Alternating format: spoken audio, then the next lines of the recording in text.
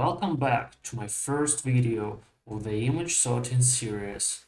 Today we will look at how to create bubble sorting visualization in P5.js.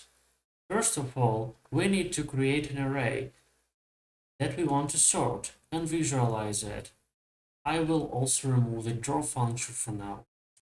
In this code, we have just created an array, filled it with canvas indexes, and shuffle it in place. Now we need to create a function that would draw our array. We draw the ith element as a point, where I is its x coordinate and the height minus the value of the array is the y coordinate. The origin of the canvas coordinates is located in the upper left corner. That's why the opposite value should be taken for the y coordinate. Let's call the draw function and see what happens.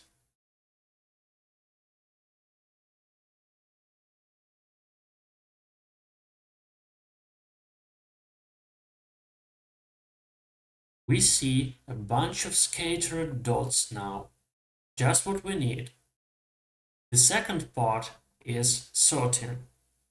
Let's create a separate files for the sorting function and for utility functions.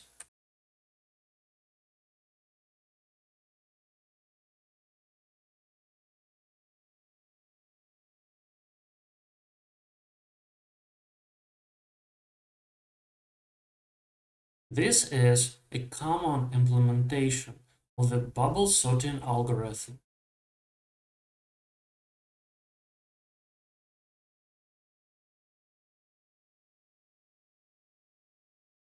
And this is a function that is called inside the sorting function to exchange the elements. We need to add these files to index.html for the sketch.js.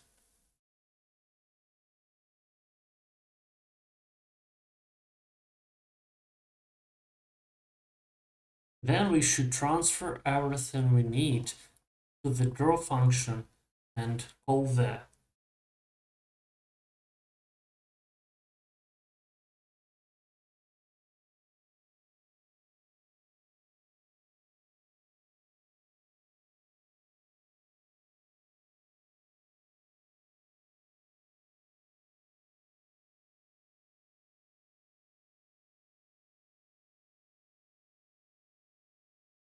This is the biggest problem. Our sorting function sorts the whole array and does not show the process. I have found the best solution to this issue. The answer is generator functions. Let's redo our sorting function into a generator function.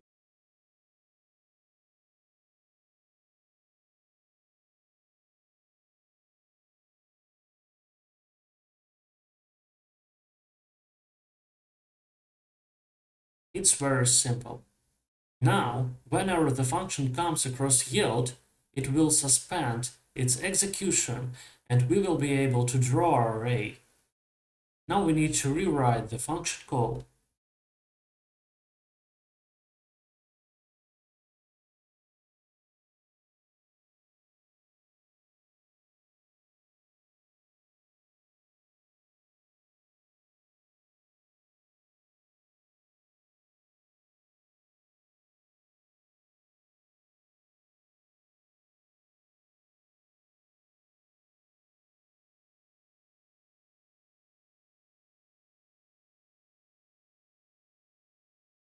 Here we create a separate instance of the generator function for a specific array.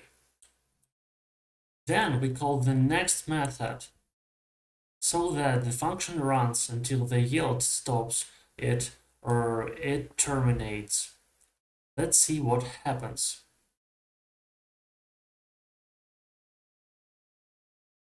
We see every step of the function execution, but everything happens somehow slowly.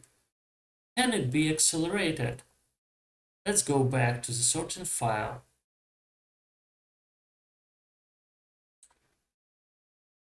we can call yield in an outer loop.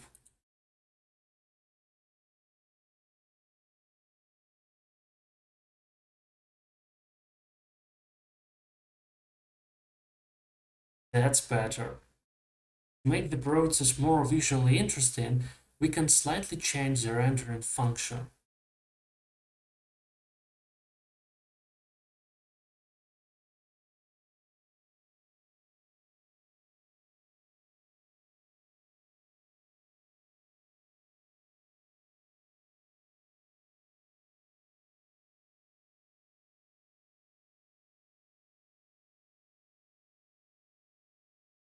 Instead of using the background function, we can make our own custom background.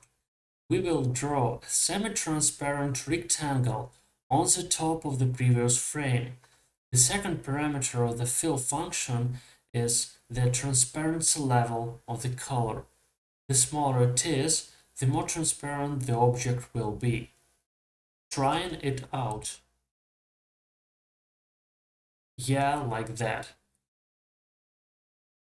To speed up visualization, we can call the next function more than once.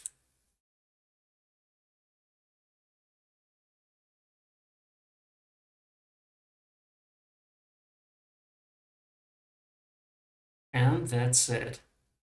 See you in the next videos.